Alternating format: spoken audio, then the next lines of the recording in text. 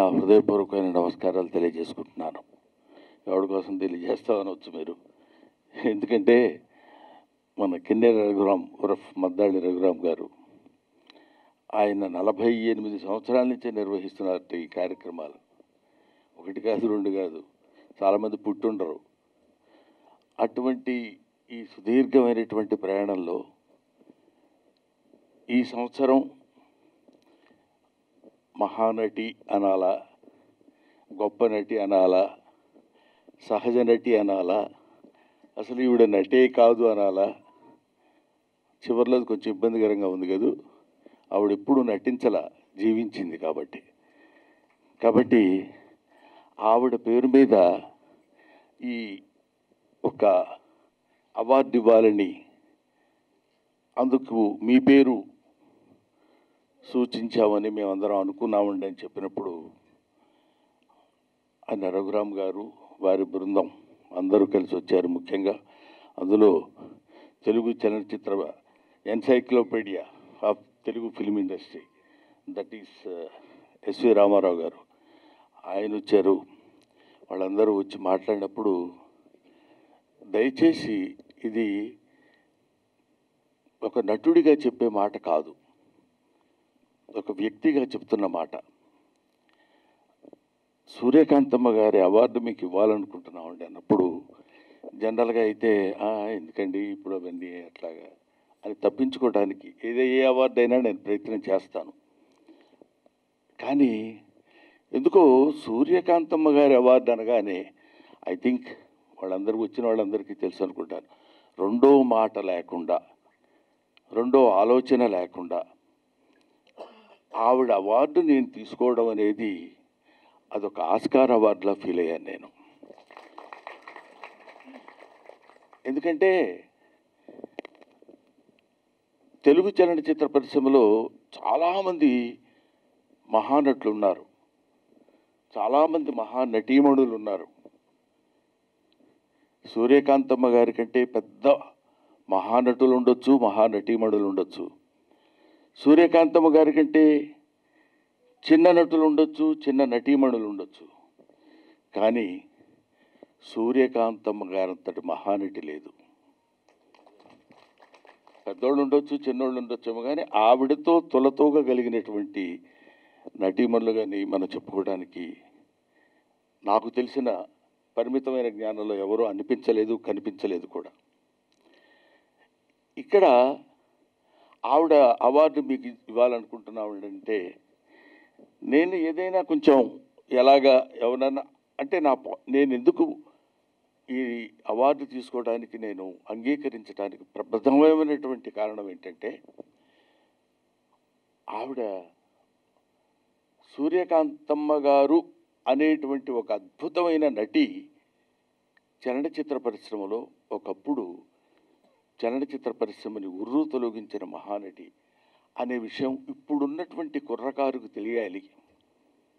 ఇప్పుడున్నటువంటి కుర్రకారు 15-20 సంవత్సరాలు దాటిన వాళ్ళకి అమ్మో ఎవరు ఆవిడ అని అనుకునే వాళ్ళకి ఈవిడా అని తెలియటం కోసం బ్రహ్మానందం లాంటి ఒక కమెడియన్కి ఇస్తే, బ్రహ్మానందం ఏదో ఈ మధ్య ఆవిడకో కమెడీ ఎవరు ఏదో అవార్డు ఇచ్చారట బ్రహ్మానందానికని, నాకున్న ఈ మీమ్స్ పుణ్యమాన్ని నాకు ఒక పేరు వచ్చింది. ఆ పేరు దాంతోపాటు గబుక్కున బ్రహ్మానందం ఫేస్ కనపడగానే వాడు క్లిక్ చేస్తాడు. క్లిక్ చేయగానే సూర్యకాంతం అవార్డు బ్రహ్మానందం. ఎవరి సూర్యకాంతం అంటే ఇప్పుడు మహనీయులు మాట్లాడినటువంటి మహానుభావులు ఒకళ్ళు కాదు, ఇద్దరు కాదు, 1,00,000 మందిలో కనీసం ఒక 100 మంది అయినా మహానటి సూర్యకాంతం అనే ఒక మహానటి ఉంది అని తెలుసుకుంటారనే ఒక ఆశ, ఒక కోరిక, ఒక సంకల్పం, దాంతో నేను తప్పకుండా ఈ అవార్డు తీసుకుంటానండి అని. ఈ అవార్డు తీసుకోవడానికి ముఖ్య ఉద్దేశం అది ఆవిడ పాదాలు. ఎందుకంటే ఆవిడ మీకేం తెలుసండి, మీకేమన్నా ఆవిడ ఆవిడతో పాటు మీరు నటించారా ఏమిటి, మీకు సంబంధం ఏమిటని కొంతమంది అడిగేవాళ్ళు ఉండొచ్చు. అదేమిటో నా బతుకు నాకే అర్థం కాదు. ఎంత అర్థం కాదంటే నేను సూర్యకాంతమ్మ గారితో యాక్ట్ చేశా, అంజలి గారితో యాక్ట్ చేశా, ఐశ్వర్యలక్ష్మి గారితో యాక్ట్ చేశా, జానకి గారితో యాక్ట్ చేశా, కృష్ణకుమారి గారితో యాక్ట్ చేశా, వరలక్ష్మి గారితో యాక్ట్ చేశా. వీళ్ళందరూ ఆల్మోస్ట్ వాళ్ళు అంటే ద్వితీయార్థంలో ఉండి కనుమరుగైపోతున్నటువంటి వాళ్ళందరితో కలిసి యాక్ట్ చేసేటువంటి అవకాశంలో గొప్ప అవకాశం కింద చెప్పుకోవాల్సినటువంటి సూర్యకాంతమ్మ గారితో కూడా నేను యాక్ట్ చేశాను. అది హై నాయక అని జంధ్యాల గారి దర్శకత్వంలో చేసిన సినిమా. పవిత్ర బంధం అని మన ముత్యాల సుబ్బయ్య గారి సినిమాలో చేశాను. ఆవిడ చేసినప్పుడు అంటే చాలామంది అత్త క్యారెక్టరు అంటారు. అత్త కాదు, ఆవిడ అత్తమ్మ. అత్త ఉంది, ఆవిడలో అమ్మ ఉంది. కాబట్టి వ్యక్తిగా అమ్మ అయితే నటిగా అత్త.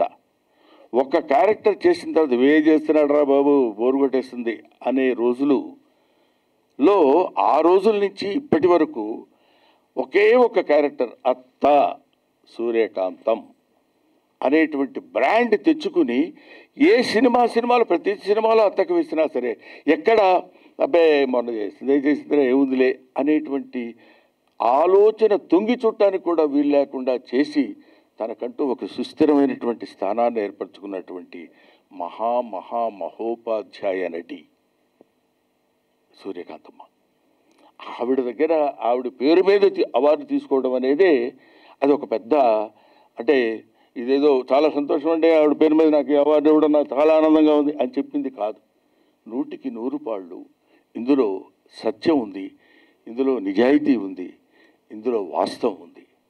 అంతటి మహానటి అవార్డు వాళ్ళు నాకు ఇవ్వాలనేటువంటి ఆలోచన కలగటం ఈ కిన్నెర ఆర్ట్ థియేటర్స్ వాడికి నా హృదయపూర్వకమైన నమస్కారాలు తెలియజేసుకుంటున్నాను. అది ఇన్ని సినిమాలు చేశామని మనం ఏదో గిన్నిస్ బుక్ ఆఫ్ వరల్డ్ రికార్డులో మీరు ఇందాక మా బాబాయ్ చెప్పాడు అన్ని సినిమాల్లో చేసి ఎంతో పేరు ప్రఖ్యాతులు తెచ్చుకున్నాను. కానీ ఇక్కడ మనందరం రుణపడి ఉండాల్సింది ఎవరికంటే తెలుగు చలనచిత్ర పరిశ్రమకి. తెలుగు చలనచిత్ర పరిశ్రమలో అన్ని వందల వేల సినిమాలు నిర్మించారు కాబట్టి 1250 సినిమాల్లో నేను నటించగలిగాను అని నేను చెప్పుకోగలుగుతున్నాను. So this credit goes to the Telugu film industry. We should bow our head before Telugu film industry.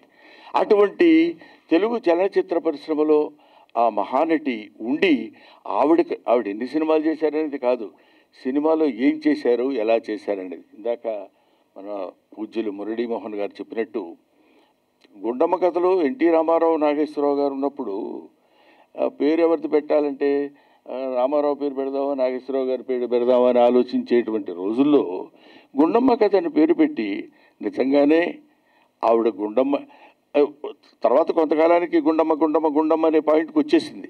అమ్మో దాంతో పెట్టుకోవద్దు అది పెద్ద గుండమ్మ అనే పాయింట్ కూడా వచ్చింది అత్త దాటి.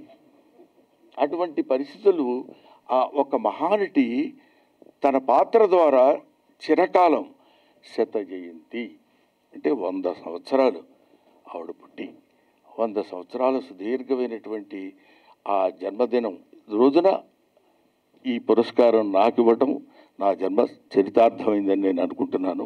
ఇది నా హృదయపూర్వకంగా నేను చెప్పేటువంటి నా హృదయాంతరాల్లో నుంచి వచ్చినటువంటి మాట. ఆ తర్వాత ఈ సభలో ఇక్కడ కూర్చున్న వాళ్ళు ఒక్కొక్కళ్ళ గురించి ఒక్కొక్క మాట చెప్పాలన్నా అత్యంత సీనియర్ నటుడు మిస్టర్ ఆలీ. అవుతావంటే సీనియర్ కాదా నువ్వు? ఎప్పటాడు నువ్వు? భూమి పుట్టినప్పుడు కాదు, చలనచిత్ర పరిశ్రమ పుట్టినప్పుడు పుట్టాడు. అయ్యో రాధమ్మ పెళ్ళే చెప్పేప్పుడు ఇప్పుడు ఆవిడతో పాటు యాక్ట్ చేసే సినిమాలు దేవుడు మావయ్య అది నేను వచ్చిన తర్వాత కానీ ఆ సినిమా నేను చూడలేదు. అప్పటి సీనియర్ మ్యాన్ అతను. సరే ఈయన ఎదురుగా ఆంధ్రదేశాన్ని మోసం చేస్తున్నటువంటి ఏకైక వ్యక్తి 84 ఎంతండి 85 ఓ 15 అటు ఇటు 100. ఆయన అద్భుతమైనటువంటి నటుడే కాకుండా మంచి మనిషి. ఎక్కడైనా ఆయన గురించి సెకండ్ థాట్ అనేది ఎక్కడ మనం వినలేదు, ఇంకా వినే అవకాశం కూడా మనకు లేదు. ఆ తర్వాత నేను ఇందాక మన అలీ గారిని మా ఇంటి పక్కనే కదా, ఆయన ఇంటి పక్కనే నేను ఉంటా, సీనియర్ మ్యాన్ కదా. ఆయన పిలిచి నేను ఏమండి అలీ మనం ప్రసాద్ ల్యాబ్కి వెళ్తున్నాం అన్నాను. ఏంటన్నా బాగా ట్రాఫిక్ ఉంటుందిగా అన్నాడు. మరి మనం వెళ్తున్నాం కదా అని రేవంత్ రెడ్డి లాగా ఇప్పుడు ఆయన ముఖ్యమంత్రి గారు వస్తున్నారు కదా అని మొత్తం క్లియర్ చేసేస్తారండి, చేయరు కదా. ఉంటుందిరా ట్రాఫిక్, దానికి ఉంది, అది నాకు తెలుసు, వెళ్దాంలే అన్నాను. ఇంక మళ్ళీ ఎందుకని ఏమడుగుతాడు నన్ను, వెళ్తా ఉన్నప్పుడు సరేనండి అని. అక్కడి నుంచి వచ్చేటప్పుడు కారు ఎక్కిన తర్వాత చెప్పాను, ఇలా సూర్యకాంతమ్మ అన్న నేను ఆవిడతో యాక్ట్ చేశానన్నా.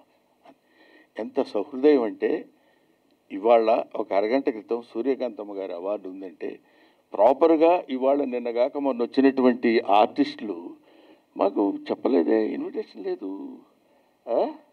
ఎలా ఉంటా ఇప్పుడు వాళ్ళు ప్రాపర్ మనకి ఇన్విటేషన్ ఉండాలి కదా అని ఒక బేస్ వాయిస్లో మాట్లాడే రోజుల్లో అలాంటివన్నీ డౌన్ టు ఎర్త్ జీవితం తెలిసిన మనిషి కాబట్టి అతను కూడా ఆ మహానటి ఆవిడ గురించి 2 ముక్కలు మాట్లాడేటువంటి అవకాశం నాకు కలిగించడం చాలా ఆనందంగా ఉందన్న.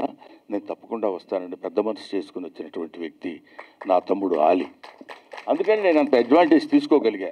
ఆ పక్కన ఉన్నాడు బ్లాక్ షర్ట్ వేసుకుని, అంటే ఆయన కొంచెం నల్లగా ఉంటాడు, బ్లాక్ షర్ట్ వేసుకుంటూ తెల్లగా కనపడతానని ఆయన ఫీలింగ్. ఆయన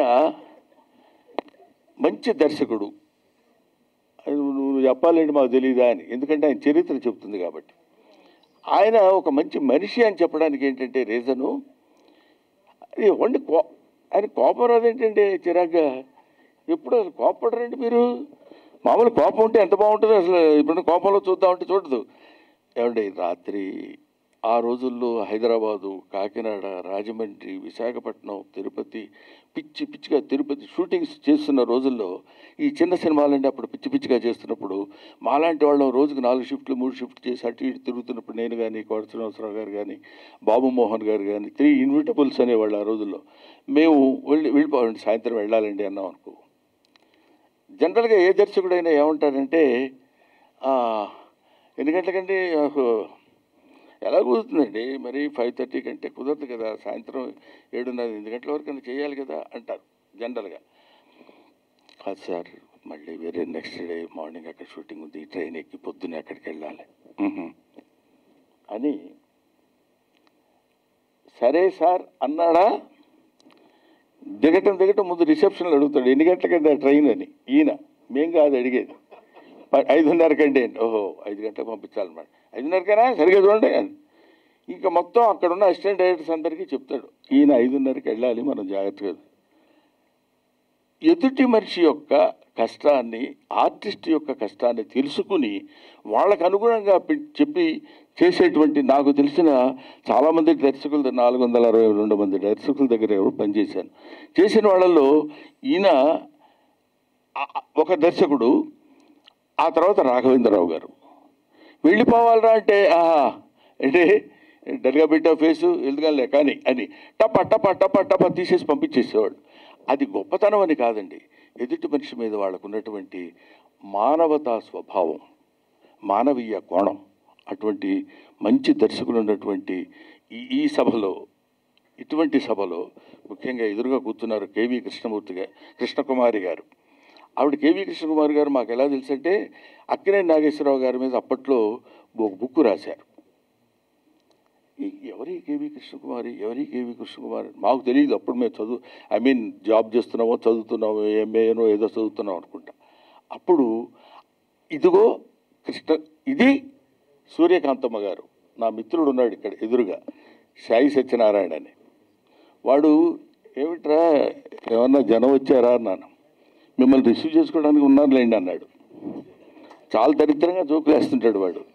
అయినా సరే సర్లే దానికే ఉందిలే అన్నాను. ఆ తర్వాత అదేం లేదండి హాల్ నిండింది అన్నాడు.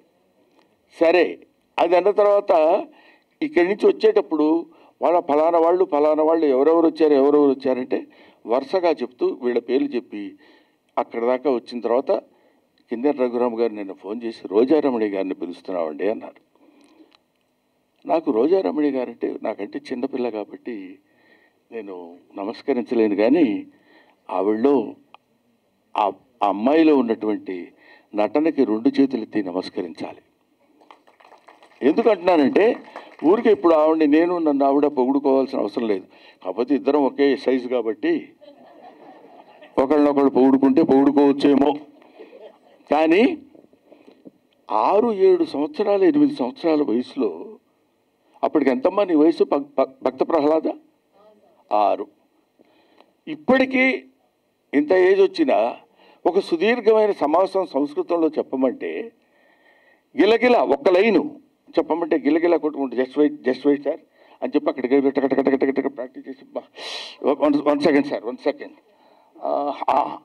అనే రోజుల్లో ఆ చిన్నపిల్ల ఆ భక్త ప్రహ్లాదులు పోనీ ఎదుట ఎవడన్నా గన్నయ్య గారు ఎవడన్నా నిలబడ్డాడు కాదు, ఎస్వి రంగారు అని ఆయన అన్నప్పుడు ఒకసారి మనిషిని చూస్తేనే బెంబేలు పడిపోయి ఏడ్చే రోజుల్లో ఆ తండ్రి దగ్గర ఈ కూతురు ప్రదర్శించిన తల్లి. ఇటువంటి వాళ్ళు ఇక్కడికి వచ్చినటువంటి వాళ్ళు సామాన్యులు కాదు. అదే వాడేసిన జోకు ఏమన్నాడంటే, సాయి ఆయన ఆవిడ అభిమానుల్ని రమ్మంటే ఆవిడ వయస్కులు వచ్చారండి అంటున్నాడు, ఆ సమకాలీనులు వచ్చారండి అని చెప్తున్నాడు వాడు. అంటే అప్పటి వాళ్ళు వచ్చారు అని చెప్పడానికి. ఏమైనా ఇది ఇటువంటి ఒక అద్భుతమైన సభ.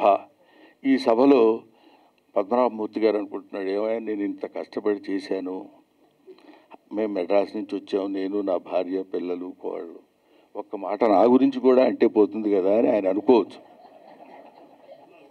అనుకోలేదా? తప్పు అనుకోవాలి మీరు. అది నేను అనుకోలేదంటే అక్కడ మీరు మొడెస్టీగా అబ్బెబ్బే నేను అలా అనుకోలేదండి అంటే కుదరదు, అనుకుని తీరాలి.